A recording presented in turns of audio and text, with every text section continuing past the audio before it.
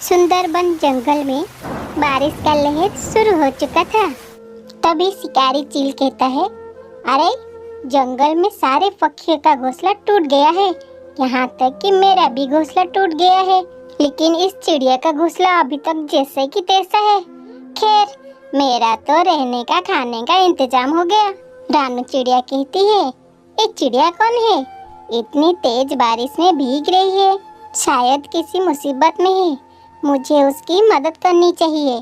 टुनटुनी चिड़िया भोजन की तलाश में भटक रही थी। उसे कहीं भी भोजन दिखाई नहीं दे रहा था। तभी टुनटुनी कहती है, हे ऊपर वाले, मैं क्या करूं? मुझे कहीं भी अनाज दिखाई नहीं दे रहा है। मैं कैसे भोजन लेकर घर जाऊंगी? मेरी बच्ची भूखे है। मुझे थोड़ा और आगे जाना होगा, शायद वहाँ भोजन मिल जाए कि मैं अपनी बच्चियों का पेट भर सकूं। एक एक कर टुनटुनी चिड़िया थोड़ी और आगे जाती है। फिर टुनटुनी चिड़िया को गेहूं की एक बोरी दिखाई देती है। तभी टुनटुनी चिड़िया कहती है, अरे वाह, यहाँ इस खेत में तो भोजन ही भोजन है। मैं यहीं से भोजन लेकर जल्दी घर चली जाती हूँ।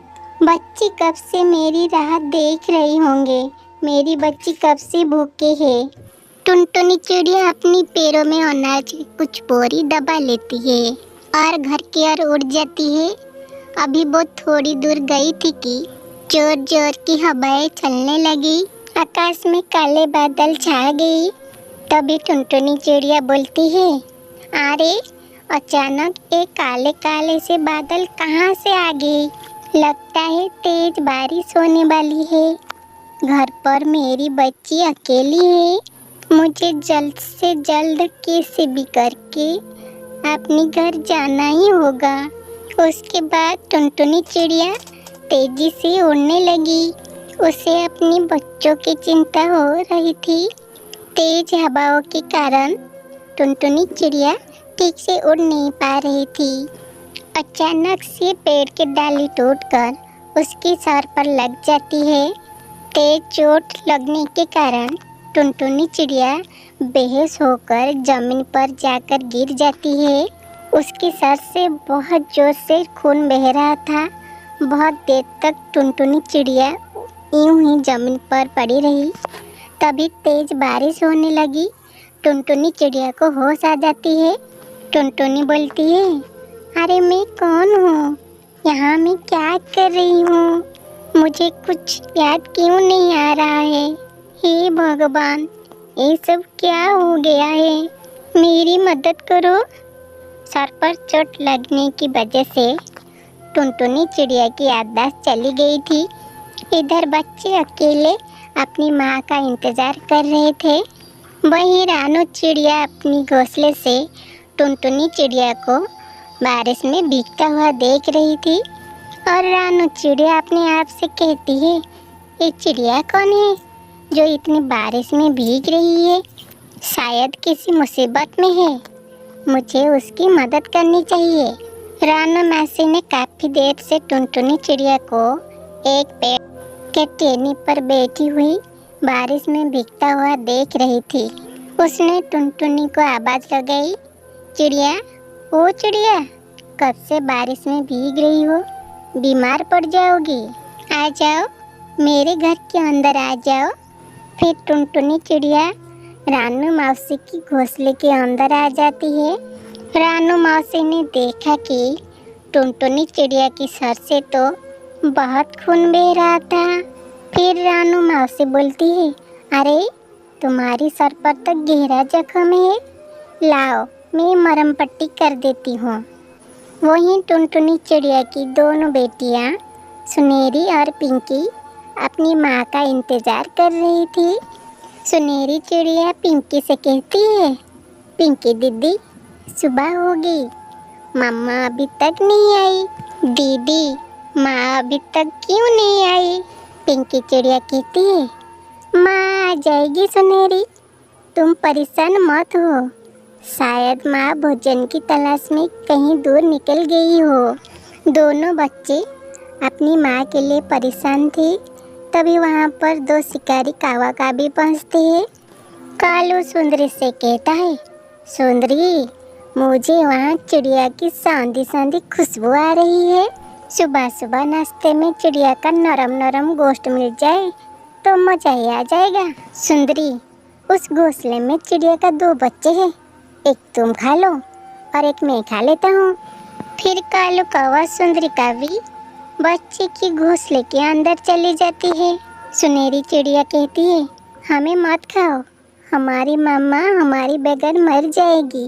आंटी, आपके तो छोटे छोटे बच्चे होंगे, अगर कोई शिकारी आपके बच्चे को मारकर खा जाएंगी तो आपको कैसा लगेगा? सुनहरी चिड़िया की बातें सुनकर सुंदरी कौवे की आंखों में आंसू आ जाती है, क्योंकि उसका कोई बच्चा नहीं था। तभी सुंदरी कालू से कहता है, कालू, ये बच्चे बहुत छोटे छोटे हैं और बहुत मासूम है, मुझे इन पर बहुत दया आ रही है। हम लोग इन्हें नहीं खाते हैं, चलिए कहीं और जाकर भोजन की व्यवस्था करते हैं। कालू सुंदरी से कहती है, ठीक है सुंदरी, तुम कहती है तो मैं इन्हें छोड़ देती हूँ, लेकिन इस बारिश के मौसम में कहीं और भोजन मिलेगा ही नहीं। तुम्हारी वजह से आज मुझे भूखा रहना पड़ेगा। सुंदरी कहती है, वो तो है, चलो अब यहाँ से चलते हैं। शिकारी पक्षी वहाँ से चले जाते हैं। तेज हवाओं के कारण टुनटुनी चिड़िया का घर टूट जाता है। सुनहरी और पिंकी बेघर हो गए थे। सुनहरी पिंकी से कहती है, दीदी, मम्मा भी नहीं आई, हमारी घर भी टूट गया, हम लोग कहाँ जाएंगे? तभी पिंकी चिड़िया कहती है, सुनहरी, तो चल मेरे साथ, हम लोग मिलकर माँ को ढूंढते हैं। फिर वो दोनों बहनें तेज बारिश में अपनी माँ को ढूंढने लगती हैं। रानू चिड़िया कहती है, इस चिड़िया को तो कुछ याद नहीं, अब मुझे ही कुछ करना होगा। मैं इसे जंगल ले जाती हूँ, शायद वहाँ उसे कुछ याद आ जाए। यही सही रहेगा। फिर रानू चिड़िया टुनटुनी को जंगल की ओर ले जाती है और एक पेड़ के डाल पर बैठ जाती है। तभी थोड़ी देर बाद टुनटुनी को दोनों बेटियां वहां से गुजर रही होती है और सुनहरी चिड़िया अपनी माँ टुनटुनी को देखकर वहीं रुक जाती है। सुनहरी पिंकी से कहती है, दीदी, वो देखो, माँ हमारी मिल गई है। दोनों बेटियां अपनी माँ के पास जाती है। तभी सुनहरी कहती है, माँ, आप हमें ऐसे क्यों छोड़कर चली गई है? आपको पता है, आपके जाने के बाद हम दोनों कितने अकेले हो गए थे। टुनटुनी चिड़िया दोनों छोटी चिड़िया को देखकर बहुत खुश होती है और उन्हें देखकर टुनटुनी चिड़िया को सब कुछ याद आ जाता है। तभी टुनटुनी चिड़िया रोती हुई कहती है, मुझे माफ़ करना मेरी बच्चियों, अब से मैं तुम्हें छोड़कर कहीं नहीं जाऊंगी। तुम नहीं जानते मैंने कैसी ये दिन बिताई है। उस दिन मैंने तुम्हारे लिए भोजन लेकर आ रही थी, लेकिन तेज बारिश की वजह से मेरे साथ हादसा हो गया, जिसकी वजह से मेरी याददाश्त चली गई थी। वो तो शुक्र है रानू बहन का, जिन्होंने मेरी इतनी मदद की। सुनहरी बोलती है, माँ, आपको पता है, बहुत तेज बारिश के कारण हमारा घोंसला भी टूट गया, अब हम कहाँ रहेंगे? रानू चिड़िया बोलती है, अरे बच्चों, तुम फिक्र मत करो, टुनटुनी, मेरे घोंसले के बाहर बहुत सारे हरे पत्ते पड़े हैं, क्यों ना तुम उनसे अपना घोंसला बना लो। फिर टुनटुनी चिड़िया और उसकी दोनों बेटियां पत्तों से मजबूत घर बनाती है। टुनटुनी कहती है, देखो बच्चों, हमारा पत्तों की घर तैयार है, अब हमें दर बदर की ठोकरें खानी नहीं पड़ेगी। अब हमारे पास अपना खुद का घर है, जिसमें हम सब एक साथ मिलकर रहेंगे। सुनहरी कहती है, माँ देखो, हमारा घर कितना सुंदर लग रहा है, अब हम आराम से रहेंगे इस घर में। रानू मासी, आपका बहुत बहुत शुक्रिया। कहीं अगले दिन बहुत तेज और बारिश तूफान शुरू हो जाता है। सभी पक्षियों का घोंसला टूट जाता है और तेज बारिश में सभी पक्षी बहने लगते हैं। लेकिन टुनटुनी चिड़िया का अकेले घोंसला बचा हुआ था।